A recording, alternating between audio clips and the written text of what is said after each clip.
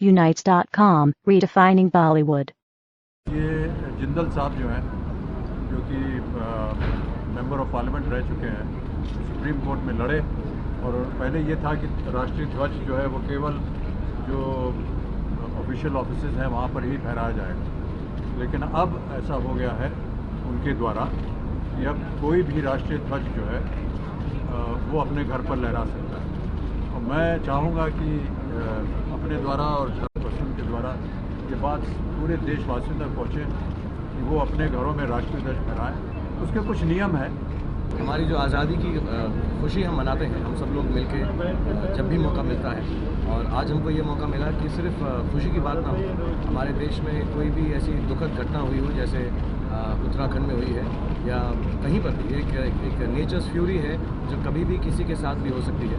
President साहब ने ये भी कहा कि शायद ये सिग्नल है नेचर का और हमको उसके ऊपर ध्यान देना चाहिए, सोचकर 1 मिनट पॉज लेना चाहिए। वो भी बिल्कुल सच है, लेकिन आई थिंक ये हमारा कर्तव्य है पूरे देश का, सब देशवासियों का, कि जिस तरह से भी हो सके हम उस काम में जुटें कि उनकी मदद हो सके।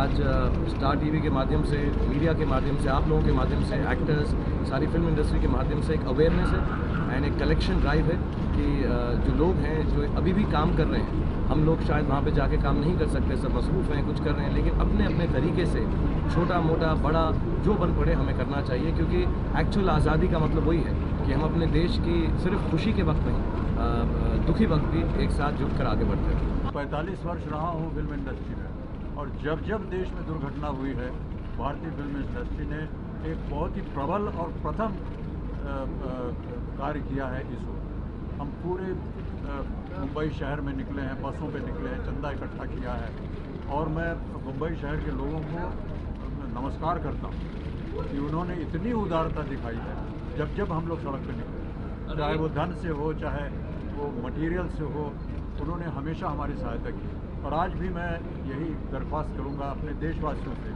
जितना भी बन सके वो दें। अपनी तरफ से सबसे पहले ये पूछा जाता है कि साहब आपने क्या किया, दूसरों के बारे में बात कर रहे हैं, आपने स्वयं क्या किया।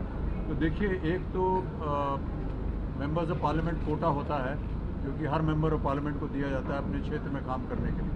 उसमें से 50 लाख रुपए जो हैं वो जया ने ऑलरेडी समर्पित कर दिए हैं उत्तराखंड में। हमारी ओर से, परिवार की ओर से 11 लाख रुपए हमने घोषित कर दिया है, और वो जो मुख्यमंत्री जो एक फंड है उसको हमने घोषित कर दिया, उनकी चिट्ठी भी आ गई है। इसी तरह से अगर हम लोग जुट करके धनराशि दें या कुछ भी हो, कपड़ा हो, कंबल हो, कुछ भी हो, जिन लोगों की जानें जा चुकी हैं उनके बारे में अब कुछ नहीं हो सकता, केवल दुख प्रकट कर सकते हैं। लेकिन बहुत से ऐसे लोग हैं जो अभी भी जीवित हैं। हम सब इस देश के नागरिक हैं और ये हमारा फ़र्ज़ बनता है कि हम जो कुछ भी कर सकें करें इस देश की भलाई के लिए, इस देश के हित में। और we both sit before you today. We're here supporting the telethon to raise funds for the victims of Uttarakhand and to help rehabilitate the state of Uttarakhand. I think this is being more proactive.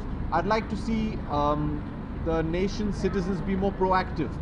There's a lot that we keep pointing fingers and asking questions of our government, which is fair, which is fine. That is our right as citizens. But I think we should spend the next year being more proactive and taking initiative by ourselves to do things to help.